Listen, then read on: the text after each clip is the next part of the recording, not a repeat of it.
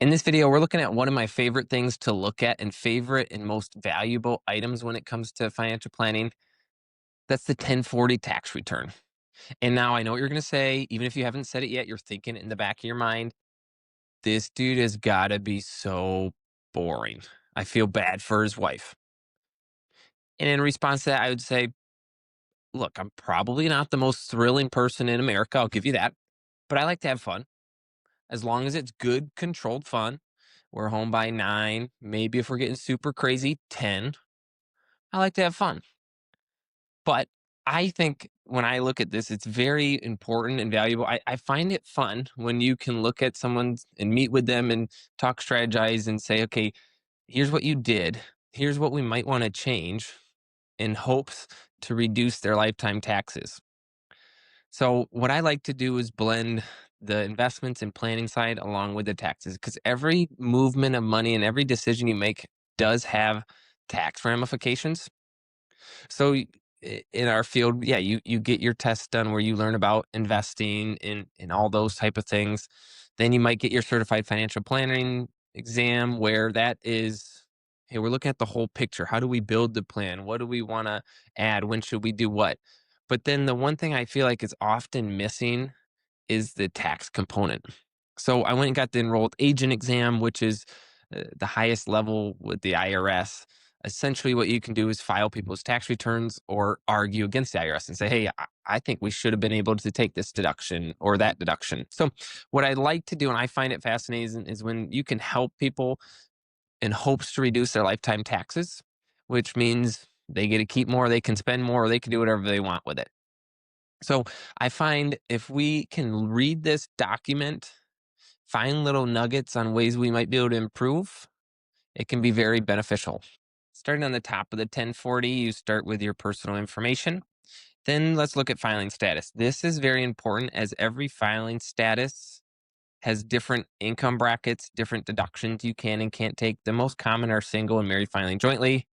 Married filing jointly, you're married filing together. Single, you're not married.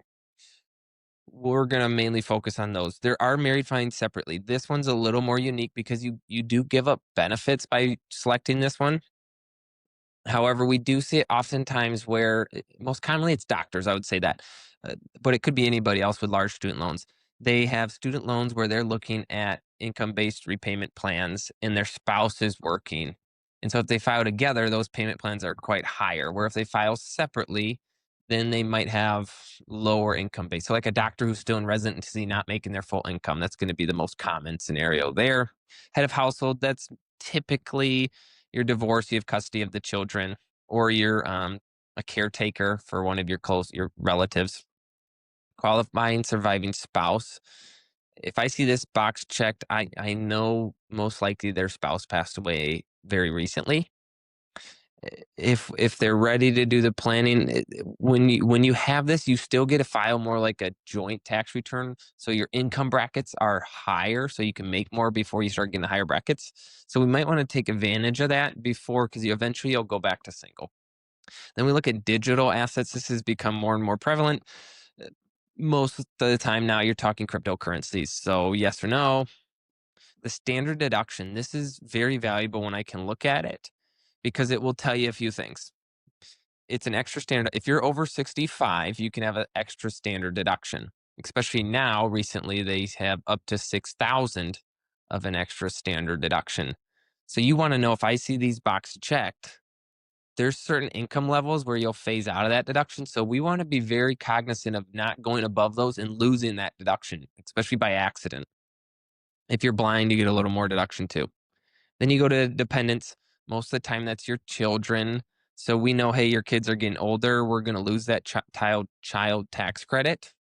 So maybe we want to think some things through before that happens.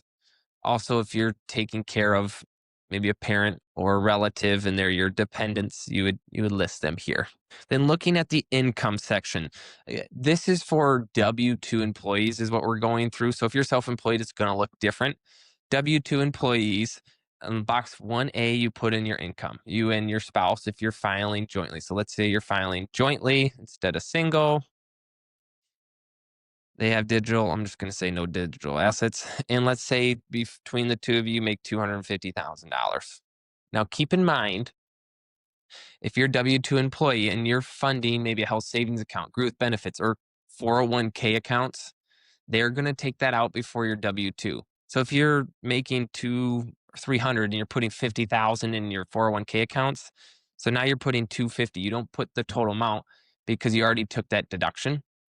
So you can't take it again now. We would call that double dipping. Unlike most of us who like to double dip our ice cream cone, the IRS is not a fan of you double dipping. Dad, don't tell jokes. You can't tell jokes. You never could tell. The rest of these B through I, they're very rare. So I'm going to kind of skip through them. Feel free to read them if you think they apply to you. Then down here, this is a very beneficial point that we want to look at. So let's start at 2A and 2B. This is tax exempt and taxable interest. Let's start with taxable interest. That's more common. Most commonly, this is someone who has a lot of money at the bank in CDs or high yield savings account, or they have a brokerage account or joint account or trust account or non-retirement account that's producing a lot of income. Maybe that's bonds, real estate, those type of income assets. So sometimes, let's say they might have a CD and it's paying $30,000 a year. That's income to you. It's not a capital gain, it's ordinary income, so it's taxed at a higher level. Where a capital gain could be taxed at 0, 15, or 20%. Income is going to be your tax bracket. So in this case, instead of a 15% tax at capital gains, they're going to be, what is that, 22, 24%. So it's a lot higher. And if you get above too high, you have net investment income tax, which is an extra 3.8%. So you want to be cognizant of where you're getting income and what your taxable income level is. Tax exempt interest, this is most likely going to be municipal bond interest, where people will own municipal bonds, especially if we're looking at higher tax brackets, because tax exempt interest on muni bonds, you don't get federal tax. Moving on to 3A, 3B, this is another very valuable point. Qualified dividends, oftentimes, let's say you have investment accounts and the companies pay out payments to you. That's a dividend. A qualified is a capital gain, where ordinary income dividends is income.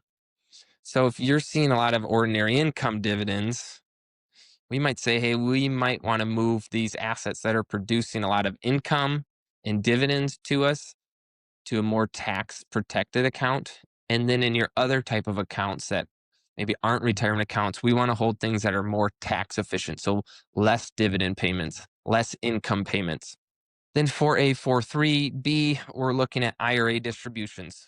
Most commonly, this is, hey, I'm retired and I want to spend money. So they take out $70,000 of an IRA distribution. If it's an IRA distribution, that's going to be fully taxable. But this would also include Roth IRA distributions. So if you don't have to pay tax on Roth, make sure you're not taking distributions and also claiming taxes if that gets missed. It could be a rollover where maybe you worked at a 401k, you separated from service, you roll it to your own IRA. That's a rollover. It's an IRA distribution, but it wouldn't be taxable. So you want to make sure you're not paying tax on that. This could be QCDs, qualified charitable distributions. When you're 70.5 and above, you can give directly to the charity. You won't have to pay taxes. It's still a distribution. It often gets missed because it looks very similar when people file tax returns. So they just think it's a distribution. So make sure if you're doing a QCD, you're not paying that tax on it. Pensions and annuities. Pensions are less and less, but they're still out there. Annuities, they're still out there too. That's ordinary income. Let's say you get, I don't know, 15,000 from an IRA or pension. 6A, 6B is going to be Social Security. This is very prevalent, obviously, with retirees where they paid into Social Security all these years and now they're going to get the payments. Social Security is taxed a lot differently than other things. It depends on your income level, how much is taxed. It's either taxed, none of it's taxed, half of it's taxed, or 85% of it's taxed. A lot of times it's that 85% because the income level is $44,000. So let's say you get $50,000 of Social Security that year between you and your spouse, or just you, and your income is here, it'd be significantly higher. You're going to pay 85% of that's included in your income. So would that be 42,000? what, 500 maybe? Let me check that. Don't quote me on that. Yeah, 42,500 is income off of that 50,000. Then you have capital gains and losses. Sometimes we'll have a carryover loss. So if you have a certain type of account and you have a loss, you can actually sell and take a loss, write it off against income, and then carry extra losses forward. So you have your total income. So I'm not going to add it, but you put in your total income there. Then you take your deductions. You either have the standard deduction or itemized deduction. A lot of people are taking the standard deduction because it's 2025 over what, $31,000.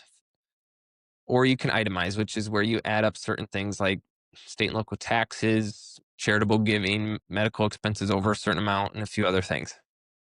And then you come to your taxable income. So let's say your taxable income is 200,000.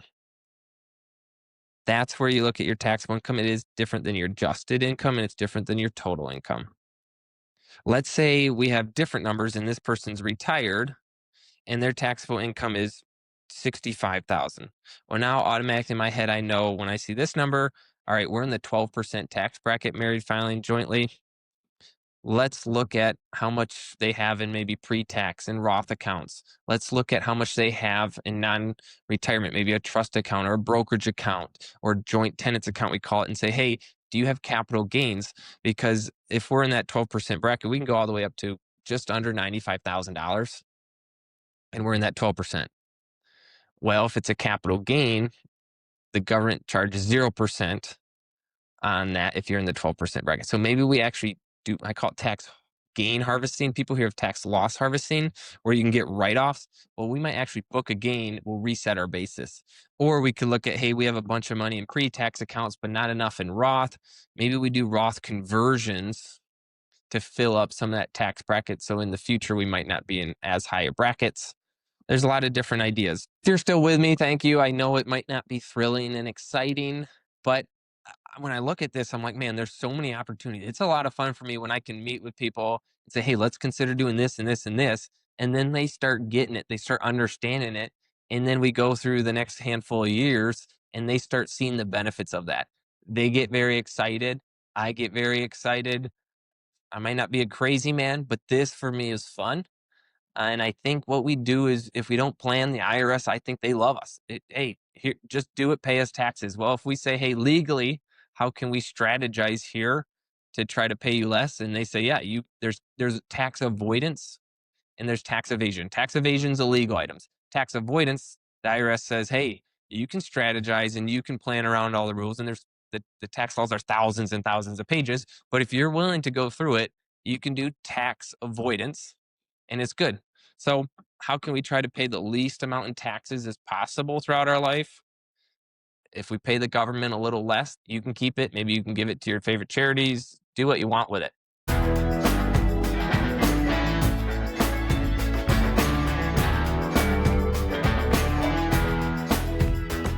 Let's make sure we're on the same page. This is general educational info, not personal advice. We don't know your goals or financial situation. Before making any decisions, it's always recommended to talk to a qualified professional who can tailor guidance to your specific needs after learning more about you. Here are some more exciting disclosures to help make this even more clear. This information is not intended to be a substitute for specific individualized tax or investment advice. Securities offered through LPL Financial, member FINRA/SIPC. Investment advice offered through Harborfront Financial Group, a registered investment advisor. Harborfront Financial Group and Custer Financial Advisors are separate entities from LPL Financial. Investment advice will only be given after a client engages our services by executing the appropriate investment services agreement. Harborfront Financial Group DBA Custer Financial Advisors CFA is a registered investment advisor RIA. Registration as an investment advisor does not imply a certain level of skill or training, and the content of this communication has not been approved or verified by the United States Securities and Exchange Commission or by any state securities authority. Custer Financial Advisors renders individualized investment advice to persons in a particular state only after complying with the state's regulatory requirements or pursuant to an applicable state exemption or exclusion. All investments carry risk. No investment strategy can guarantee a profit or protect from loss of capital. Past performance is not indicative of future results. Advisory services offered through Harborfront Financial Group, CRD number 331763,